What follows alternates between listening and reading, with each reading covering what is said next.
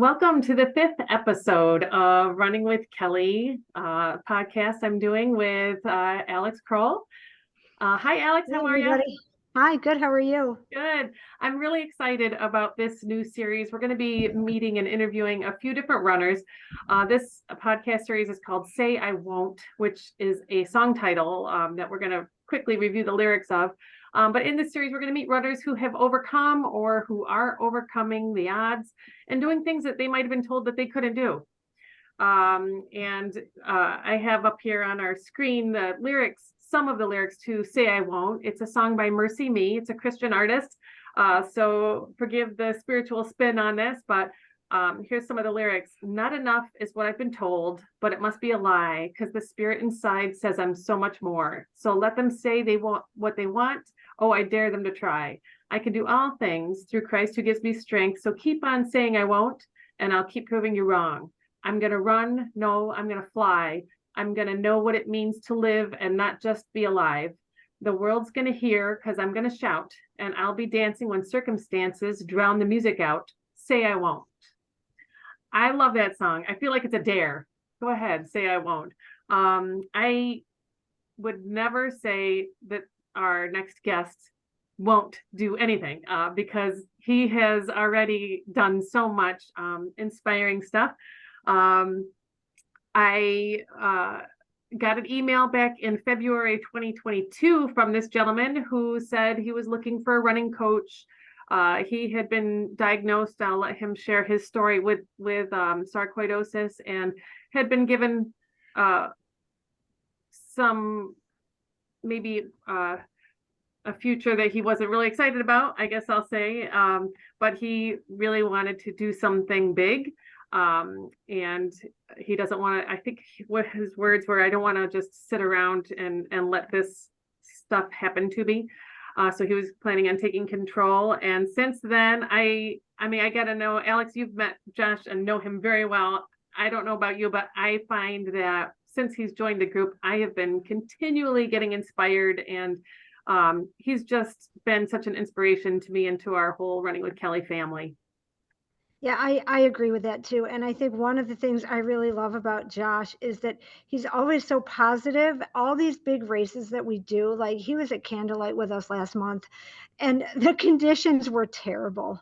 It was so rainy and so wet. And that whole don't quit attitude was exactly what we all needed. And he brought that to all of us too. So I know we're probably making him feel a little embarrassed talking about him like this, but too bad, Josh. That's right. So, you use the word inspire, and he's definitely an inspiration, I think, to everybody around him, not just runners, but probably his family and his friends too. So I'm excited that he's on with us today. I am too. So, but without further ado, we're going to let him share a little bit of his story. Welcome, Josh Polito. Josh, take it away. Hi everybody. Thanks for that introduction. That was great. So I was diagnosed with sarcoidosis, which I didn't know what that word was back in 2020, July of 2020, and it was absolutely terrifying. And it was last February is when I emailed you, Kelly. Yeah, February. Yes, there was a whole 2 years I went with just a lot of and I didn't realize that until you just said it. I thought it was a year after, but I waited 2 whole years after being diagnosed, and it was a lot of being told like you can't do this, you got to take it easy with this, and it was scary. I didn't know what was going on. I still don't know what's going on half the time with my health because it's so unpredictable. I'm in constant communications with doctors all the time, and so it was 2 years of day by day. Sometimes I feel fine. I'd get up the stairs fine, and other days I'd get up three steps trying to go upstairs my house, and I was completely winded. And treatments, I'm on chemotherapies and infusions and steroids and antibiotics, and and a lot of, well, we don't really know a lot about this disease. We don't know what causes it. There's no cure, and we kind of just got to treat it. And then you hear all these other things. You're like, well, most people get it and it's short lived. And it's like, okay, well, clearly I'm not most people. We're going on 2 years here. And the terrible thing for me was that I was a really active guy. before I got sick. Was CrossFit like 6 days a week, and I used to run all the time, and then I couldn't, and it was terrible. Mentally, it was really, really terrible. Uh, and then one day I decided to sign up for a half marathon only because the marathon was not available. Uh, and then a couple days after that, I was like, I don't know what I'm doing. Uh, and that's when I reached out to you.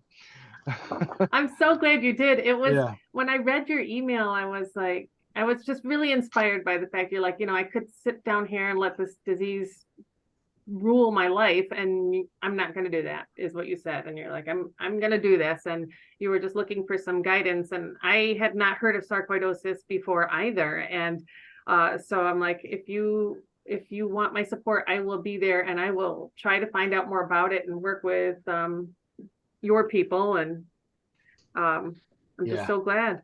So Yeah, glad it's that tough. worked I out. mean, even today, so even this afternoon, I'm meeting with the head of the Cleveland Clinic sarcoidosis unit because I gotta, every day is a curveball. Every month, every day is different. And I'm even still, I still to this day is there's a lot of unknown on how my body reacts to treatments or just everyday things. And there's to quote the my contact who I normally talk to, I talked to her last week.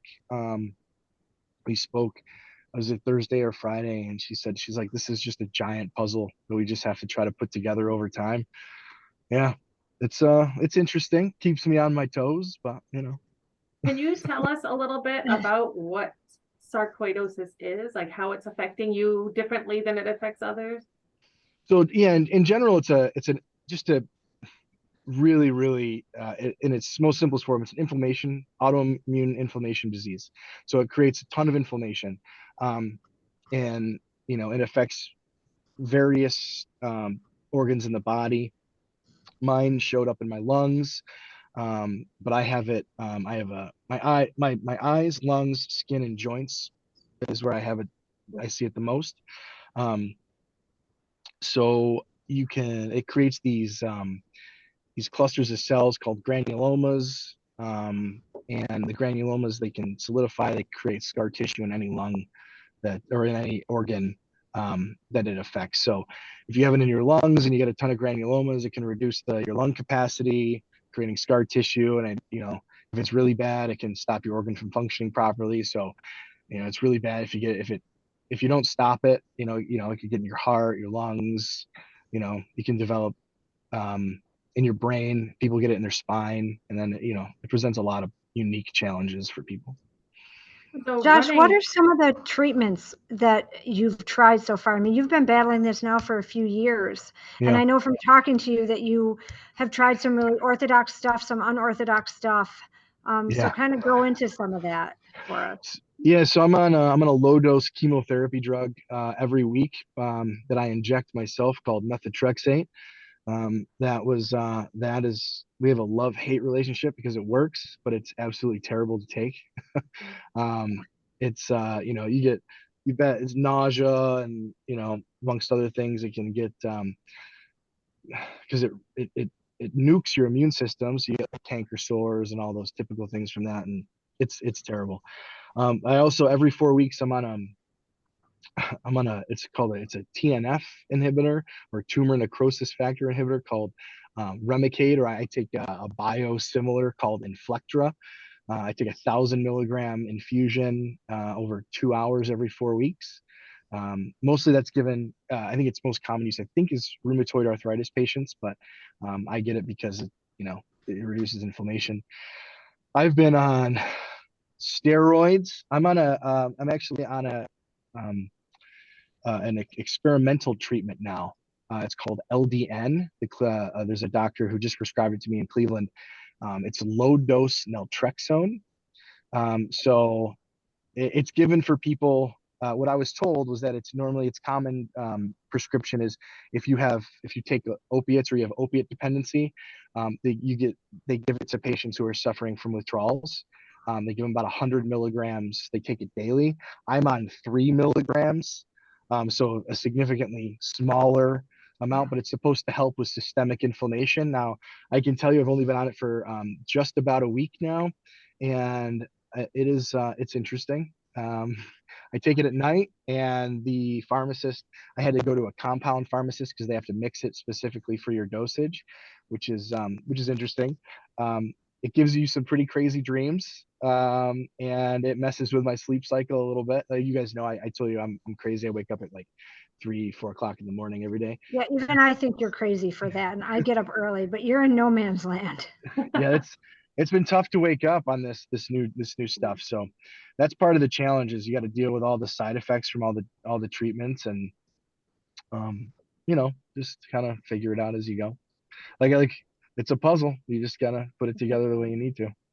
Josh, so you trained last year for the Rochester Half Marathon. Like you said, they Yep. did change it so there's no full available anymore. And how did you do?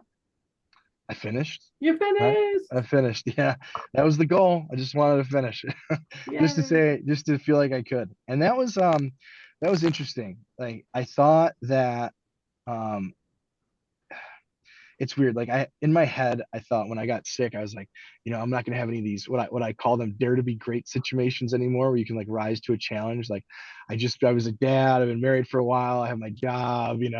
All these things, and then I did this thing, right? Which is I finished a half marathon, and I was sore. It was like this mental toughness. I don't know. You just had to stick it through, and because it's hard to breathe, and you don't know if you're gonna have an on day, off day. Same thing with anybody who runs, right? You have good days, bad days, and then you have a disease you got to navigate. You have good days and bad days. I had a great day, and I finished, and it was great. Um, and then I'm like, I could do this. I could do this some more. Like I feel like I can just keep doing these things. And that's what I decided. It wasn't, I think it was like 3 hours after I mentioned to my wife I wanted to do something else, and she's like, "Well, just take your time and figure it out." And then it was like 10 minutes after that, I'm like, "I think I got to figure it So out." what is it that you figured out? So really, realistically, it wasn't the half marathon was for me. It was always for me. It was a selfish thing that I was like, I just need to do this because I need to know that if I can push myself, and regardless of what's going on or external factors, that I can just push through whatever I have in front of me, set my mind to a goal and complete it. And I did that. And then I'm like, okay, now I want to show other people that, and I wanted to try to do something to help other people. And I'm like, I'm just crazy enough to put myself through, just enough discomfort, or whatever you want to call it, to try to benefit other people. So I reached out to, um, the Life and Breath Foundation, who I had a relationship with before, because they helped me through a ton in the beginning. Um, they have doctors and people that are part of the organization that gave me like this huge packet to make sure I was asking doctors at every appointment, and making sure I was asking the right questions, because they know they have an experience with sarcoidosis and other doctors don't. This was my experience. And so I was like, I'm going to register for something even crazier. So I registered for an Ironman, and I'm like, I just want to raise money for that organization that helped me so much, so that they can be more, if they can be more readily available for other people. Um, because crazy story is, I didn't actually find them; they found me. And that's why you know, I love them so much. That's why I care about what they do so much, is because I was in a Facebook group, and it was kind of like a lot of negativity about people with the disease and stuff. And I posted my story in there, and this woman, Ellen, she reached out to me, and she's like, "Hey, I think you could probably benefit from meeting some folks in the Life and Breath Foundation." And she's like, "Come to a patient advisory meeting, or a patient meeting, and get to know other people and tell similar stories, and then you can get feedback." And um, I did, and then that was it. And I had a really good relationship with them, and I met some really good people, and they helped me and my family, so like me and my wife, really, because we were terrified. I was terrified. Mm. We didn't know what was going to happen. We were hearing, you hear chemotherapy, you hear infusions, decrease in lung capacity, you hear all these things with really no explanation or what to expect. Then you look online, and it's all just it's up for your imagination with no definitive answers. Even though I don't have definitive answers, I have a definitive path and I know which way to go. When I find something, like if something new pops up, I know how to attack it. And that's what they gave me. They gave me the confidence on how to like advocate for myself, to, and it's okay to fight back against other doctors, like not fight back, but like really you take control of your own health, and you take control of your own treatment path and what makes you feel good, and how you can live your life day to day the way you need to. So yeah, I partnered with them. They said, yeah, let's do this. And now that's it. And now I'm in September. I'm, for better or for worse, I'm gonna try to do this thing. We'll see what happens. Now, Alex, I So know you probably have a question to ask him specifically. Alex and I had done a sprint try, so we know a little bit about it, but yeah. So Josh, kind of go into a little bit about what your training looks like for this, because as Kelly alluded to, she and I had done a sprint triathlon, which is quite a bit shorter than this. And so I'm intrigued to hear about what you're doing to prepare for this, because just looking at those numbers, 1.3 mile swim, 56-mile bike, 13.1-mile run, it's a lot. So fill us in. Uh, yeah. So some days are overwhelming. So again, I wake up pretty early. Like this morning, I woke up, I ran about an hour, just under an hour. And then depending on how I feel, I normally go for a swim on my lunch break at work. Um, I have someone who helps me out with swimming. Obviously Kelly helps me out with running, and then biking. I was biking a lot in the beginning, but that's probably my strength is biking. Um, I'm pretty good with that. So I bike once a day for a pretty long just distance. Um, and Monday through Friday is pretty well regimented. I am verbatim biking, running, or swimming at least once or twice a day. Wow. And then I have my Wednesdays off now from running. Thank you, Kelly. And then Saturdays and Sundays are my absolute rest days, because my treatment days are Friday. So I kind of give myself a break, Yeah. which I have been forced into. I'm just kidding. I've been slowly coerced into taking more rest days off, which are actually beneficial. In the beginning, I would always like, oh, I just need to run every day. I got to do everything every day. But yeah, no, you gotta put rest days in there, or else or else I'm useless on Monday. And training is not as efficient. So um, yeah, I'm running pretty much every morning, Monday through Friday, except I have my midday off on Wednesday. And Wednesdays I focus a lot on swimming. I probably swim for about an hour and a half to 2 hours. But it's all with a purpose. Like I don't just hop in the water and swim for, an hour and a half. Like I do drills. It's all regimented. And then even on my bikes, my bike day, which is Thursday, even still I do, this week I think is 16 miles or maybe 15 miles, whatever it is. It's I'll do 12 minutes of like speed drills in there, and then I'll take a nice easy couple mile bike. But I put some, it's all very thought out and regimented, and hope your stuff shows up when you need it to. Yeah. now you have 5 weeks from yesterday, I think, is the race. Yeah. I know, it's so daunting but crazy. Yeah. So you have 5 weeks left of training. You also are, like you mentioned, you're raising money for the Life and Breath Foundation, which has Yeah. been a wonderful tool for you and can be tools for other families.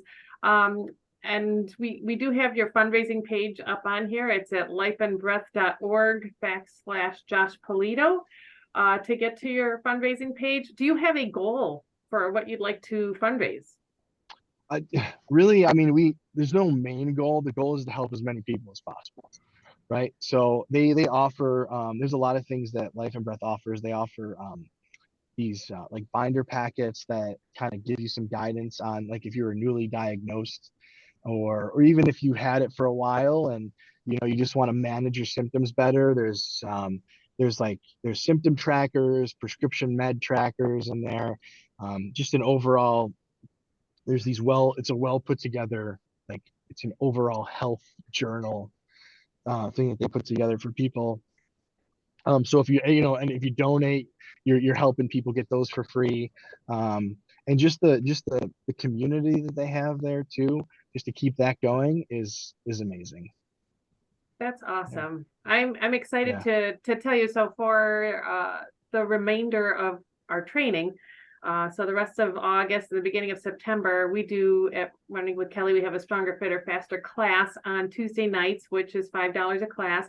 And all of the class fees for this month through your race will be put on your fundraising page.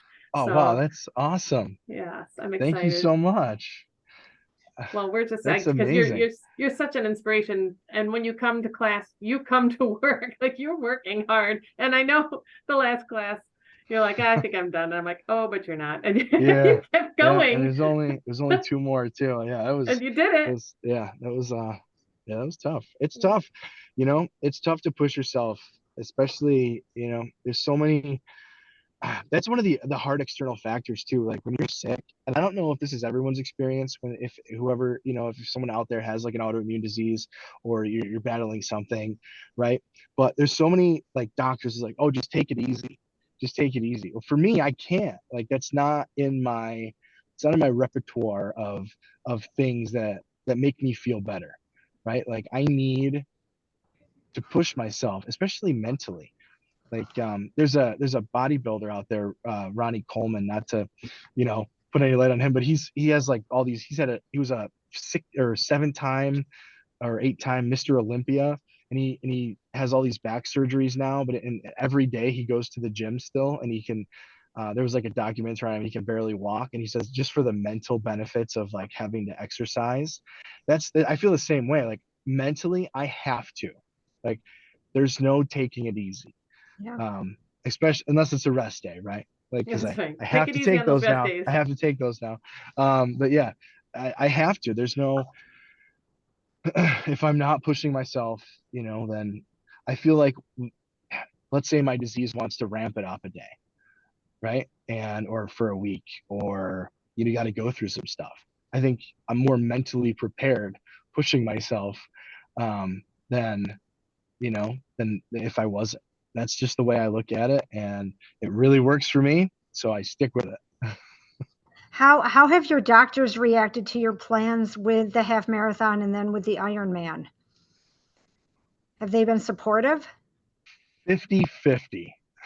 Okay. The really good doctors are all for it. No, I mean, so I think some of them are like, I, I think they're all for it, right? Because exercise is important. Even with sarcoidosis, no one tells you not to exercise, um, but they're always like, well, moderate exercise, or probably not what I do, or to the extent of the things that Yeah. I will do. But it's I some of them are like, that's really awesome that that what I'm doing or why I'm doing it. And I think the ones, when I say 50-50, I think that they know, like the really good doctors know like the mental benefits of the, and you have to have something. For me, you have to, like, my personal opinion is you have to have something to hold on to or go after, right? That keeps you from, I think it's really easy to let yourself just sit down and kind of like let things take over. And I try to fight that by doing these things. So, and I think they know that too, especially the relationships I have with them. Um, they probably agree with you, Kelly, a lot more about taking rest days and making sure I rest too. But as long as I incorporate into my workouts and things like that, then I think they're all good. Josh, can you tell us a little bit about your support system at home? I know you mentioned being married and you had kids, but can you Yeah. just tell us a little bit about them? Yeah. So my wife is fantastic. She is on board with all the crazy things I decided to do with my life. Um, she, yeah, I mean, she showed up for the last two ultras, the Mind the Ducks, and then the Candlelight. The Candlelight, she was there the whole time. Yeah. And then she's traveling with me to Atlantic City for the Ironman. And then she's like, I'm already ready for your next thing after that. So, she's great. She's like, as long as you're being safe and as long as you know where your limit is to say no. And I'm like, okay. And I just shake my head and agree. And, and we'll say, yep, of course I do. I absolutely know when to stop. Yeah. And my kids are young. I have a 2-year-old and a 4-year-old. My 4-year-old, I show him some stuff online about, dad running or something. And he's like, oh, that's so cool. And then, 20 seconds later, he's doing something else. So yeah, but yeah, This is going to yeah, mean a lot to them when they get older, I'm sure. Yeah, I was gonna say they'll yeah, get it. They'll get it eventually. Yeah. yeah, So what, as we approach, we have, just a few weeks left to your event. You've been training for months, and I know you've had yeah, some things come up. I think you had the flu, and then I think maybe COVID had come up at one point, and you've had to start over almost. What would you yeah. say would be your number one challenge you've had over the last several months of training for this event? The entire month of February, I was in the hospital pretty much. So sarcoidosis, my body overproduces calcium oxalate. So I've had since 2020, I've had five kidney stones. But this last one I had in February was big enough where I had to have 2 surgeries.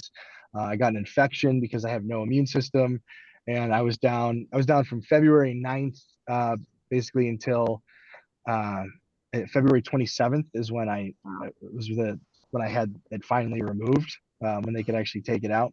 But that was tough. So I probably did not train from February 9th, probably till mid-March. So, and that was like starting over. Mhm. The first day back, I didn't even run outside. I ran on a treadmill, and my kidneys hurt. The residual pain from everything hurt. It was like starting over. I have an email that I wrote to the Life and Breath Foundation shortly after that day, where it was a very apologetic email because I thought I was gonna quit. I thought I was gonna throw in the towel because I was in so much pain and I was so uncomfortable, and I was like, I don't know if I have I have enough left to be able to do this after what I just went through. That was, other than being diagnosed with the sarcoidosis, that was one of the most traumatic experiences of my entire life. And I've had them before. That was crazy, but it was so bad and it was so much pain. Just the whole process from beginning to end. Um, I've never experienced anything like that. The amount of um, just it was I'll just it was mental torture and pain. The pain was torture because it just didn't go away no matter what you took or what you did. It was just constant for weeks and weeks at a time. And um, I I I remember after the last, you have to there's a the ending of this is you have to take a stint out, right? And then you're supposed to be fine. Well, it was about an hour after you take this out from the last surgery. My kidney, ureter, and bladder, they were all spasming at the same time, and it was the most pain. Yeah. If a kidney, I always told everybody after I got a kidney stone, that's a 10. This was 100. Like I remember when it was finally over. My wife was on the phone with every hospital that morning. It was like 1 o'clock in the morning, and she was like, you know, they were just like, you got to wait it out. If it lasts longer than 6 hours, go back to the hospital. And it was about 5.5 hours of just nonstop pain. And I remember looking at my wife and I said, I need you to know something. I don't have what it takes to get through that again. And if it starts up again, you have to take me right to the hospital. Yeah, because I'm not going to be able to speak. Like I had nothing left. Like it was like, for me, that was like, it was every ounce of energy I had just to try to focus on getting through that amount of pain. Um, so I had, every time I would feel something from running or everything, it was like it was happening again. So I almost had like a PTSD from that was happening. It was really tough Josh, I'm for just, a you few said weeks. that this was in the middle of March. You started this February. happened February through, and then March you come back, and then correct me if I'm wrong, but then 2 months later you did 16 miles at Mind the Ducks. Yeah. I mean, I know you were Right. starting over, but you Yeah. started over and you went for it. Yeah. It's kind of funny when you say, yeah, I never think of it like that, but yeah, Yeah, 2 months later. 2 months later you do that, and then Yeah. a few months after that you did another 14 at candlelight in the middle of the night, in the middle of a storm. Yeah. Yeah, that was pretty terrible. Yeah. But fun all at the same time. You've done Oh, hard yeah, it's fun. things. You've done crazy hard stuff, and you've been through just an incredible amount of difficult times physically, uh, and I would imagine emotionally right along with this diagnosis. I know we only have a couple minutes left, and I really hope that, Josh, you would agree to talk to us again after after the half Ironman, Absolutely. so we can kind of review how it went and all of that stuff. Of course. But again, I'm super excited to talk to you, and I'm so blessed to work with you and to know you, and you've become a friend of mine, and I'm just so inspired by you. Do you have anything you want to kind of help us with wrapping things up with how the next 5 weeks are going to look? No, I mean, it's going to be what it is. Just going to be, just you got to focus, head down, focus, and deal with, any bumps in the road that come along. That's it. I will say my life is tremendously better though for meeting you and the Running with Kelly group. I definitely got to throw that in there. You guys, it's definitely the highlight of my week. Every chance I get to go and show up on Tuesday nights and see everybody, it's the best group of people I think I've met in a very long time. So yeah, I'm so got to glad. throw that in there. Yay. The Running with Kelly family is an awesome family to be a part of for sure. And Yes, you fit absolutely. right in, or you're kind of nuts Yeah, like all the rest of us. we appreciate even like all the jokes too, because Yeah. that's the other side of it too, is when we talk about all the fun stuff we do. We work hard, but we have a lot of fun too. So Absolutely. great. Well, Josh, thank you for joining us. I'm really looking forward to these next several weeks. And I know you got a lot of work to do. And one of those pieces, it's hard to manage physically preparing for a huge event like a half Ironman, which I wouldn't have any clue how to do. But it's also a lot of work to do some fundraising. And it sounds like Life and Breath Foundation has been a wonderful blessing to you and your family, and Yes. for many other families. So I hope our listeners will take the time to go to www.lifeandbreath.org/Josh Polito, JoshPolito. And you can see it on the screen, and make a donation and support Josh's journey to complete a 70.3 Ironman. Wild. That sounds so cool. Complete this 70.3-mile Ironman. That's a long way. It is. It's going to be really fun. I'm psyched. I'm really excited. We Alex, know you have you're any an ultra last- runner when you say that's fun. Yes. I don't want to jinx ourselves by asking what's giving us a glimpse of what's going to be coming after September 10th. We'll just focus on the task at hand. But Yeah. again, we are very much just the journey itself. I mean, I say to runners all the time, the important thing about a race is the journey, because that's where you do all your preparation, and you're ready and you're prepared when it's race day. So whatever happens on race day, it doesn't really matter. That's just kind of the final exam, or the icing on the cake.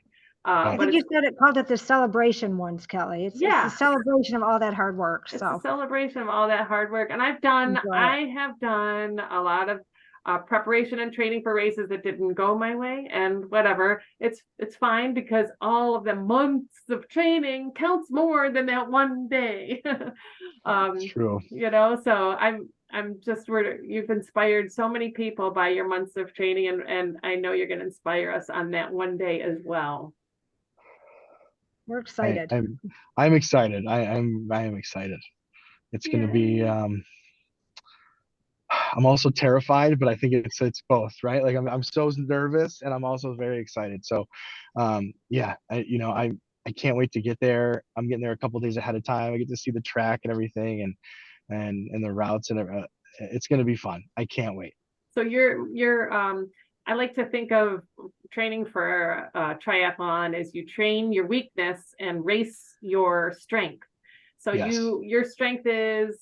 I would say my strengths are probably biking and running, because it's like when you're on land, it's a matter of willpower, and I have a ton of willpower, and I can strong arm my way against myself through a lot of things. Swimming is definitely my weakness. Josh, what body of water do you swim in for this? Is it a lake? It's an inlet. I think it's an ocean inlet right off the boardwalk. I believe I think Oh, it wow. starts with a B. I don't know exactly what it's called. So That's I've okay. read a lot of things over the last few years, and sometimes they're like, if it's low tide, it can be like you're not really swimming, but you're running through quicksand for a Ooh, couple hundred meters. So I am preparing for a lot of different scenarios. wow. We should Yeah, mention it's Atlantic City, right? in Atlantic City. The Yeah, Atlantic City Half Ironman. Yeah. All right. Well, Alex, thank yeah, you for joining me with this interview. Thanks for having me, Josh. Josh. Always good to yeah. chat with Thanks. you. Hopefully I'll see you on a Tuesday night soon. Yeah, Yes, I for should come sure. more often. Come. You should come, Alex. yeah, I'll get there, I promise. All right, Josh. Thank you so much. And yeah. No, thanks for having me. I'm looking forward to our next chat.